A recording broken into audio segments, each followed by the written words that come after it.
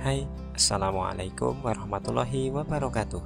Kita berjumpa kembali pada video pembelajaran pendidikan agama Islam kelas 8. Pada video kita kali ini, kita masuk pada bab yang ke-12 dengan tema mengkonsumsi makanan dan minuman yang halal serta menjauhi yang haram. Makan dan minum merupakan kebutuhan dasar setiap makhluk hidup. Namun dalam Islam, hal tersebut akan menjadi sebuah ibadah apabila dilakukan dengan benar, serta memperhatikan halal atau haram dari makanan dan minuman yang kita konsumsi. Akan tetapi, yang menjadi pertanyaan adalah, bagaimana cara menentukan suatu makanan itu halal atau haram? Dan bolehkah kita mengkonsumsi makanan atau minuman haram dalam kondisi tertentu? Kita akan membahas semuanya pada video kita kali ini. Simak terus ya.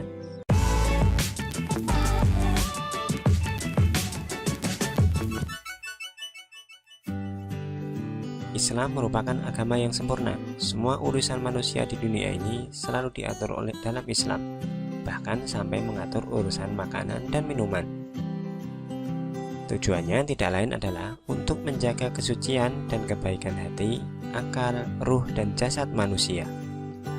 Allah berfirman dalam Quran Surat Al-Ma'idah ayat 88, A'udzubillahi minasyaitonirrajim, wa kulu mimma razaqakumullahu halalan thayyiba wattaqullaha alladzi antum bihi mu'minun, yang artinya, dan makanlah makanan yang halal lagi baik dari apa yang Allah telah rezekikan kepadamu, dan bertakwalah kepada Allah yang kamu beriman kepadanya.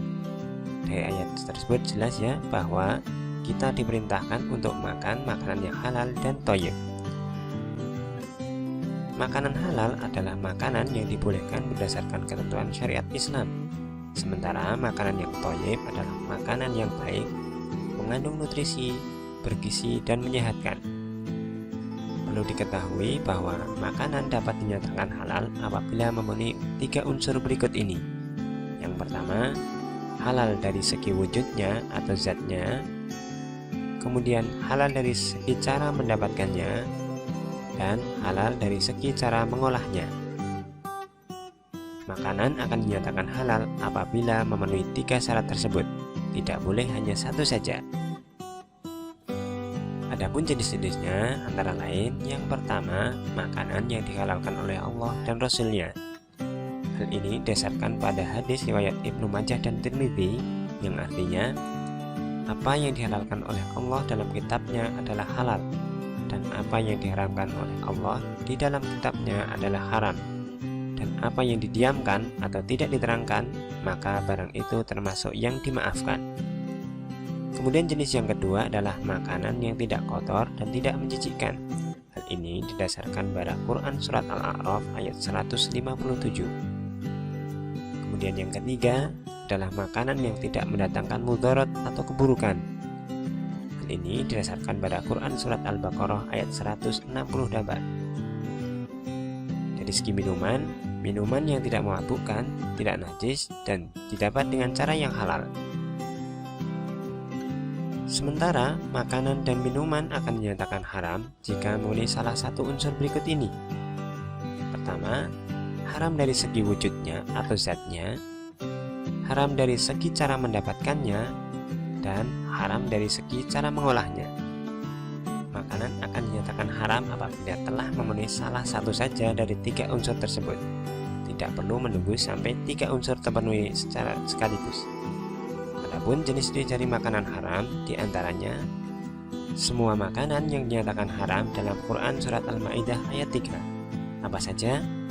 Yang pertama ada bangkai, darah, daging babi, hewan yang disembelih bukan atas nama Allah Subhanahu wa Ta'ala, yang mati karena tercekik, jatuh, ditanduk, diterkam binatang buas kecuali yang sempat disembelih, dan yang disembelih untuk berhala. Nah, itulah makanan-makanan yang dinyatakan haram oleh Allah melalui Quran Surat Al-Ma'idah ayat 3. Dari jenis yang lainnya adalah semua makanan yang mendatangkan mudarat, makanan yang kotor dan menjijikkan atau khaba'its, kemudian makanan yang didapat dengan cara yang batil, misalkan dari hasil curian, judi, merampok, menipu, dan lain sebagainya. Sementara itu dari jenis minuman yang haram terdiri dari jenis minuman yang memabukkan. Hal ini didasari pada hadis dari riwayat Abu Dawud dari Ibnu Umar. Ia berkata, Rasulullah Shallallahu Alaihi Wasallam bersabda, setiap sesuatu yang memabukkan adalah khamr, dan setiap yang memabukkan adalah haram.